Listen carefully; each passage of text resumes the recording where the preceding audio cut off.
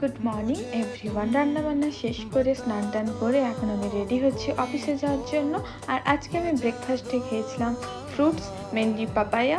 যেহেতু হচ্ছে বাড়িতে আজকে দই ছিল না, তাই জন্য আমি আর স্মুদি বানাতে পারিনি, তাই ফ্রুটস দিয়ে ব্রেকফাস্ট করে নিলাম। আর যদি খিদে পায় তাহলে অফিসে কাজের ফাঁকে একবার বেরিয়ে কিছু খেয়ে নেব। আর এদিকে হচ্ছে একটু তাড়াহুড়োও করছিলাম আমি, যেহেতু লেট হয়ে গেছে। আজকে যখন অফিস থেকে বাড়ি ফিরছিলাম তখন বাস থেকে নেমে আমি একটা সবজির দোকানে গিয়ে কিছু টমেটো নিয়ে নিই, কারণ বাড়িতে টমেটো শেষ হয়ে গেছিলো। আর আজকে বাড়ি গিয়ে আমি ভেন্ডি ভাজা বানাবো আমার স্টাইলে, তাই জন্য নিলাম।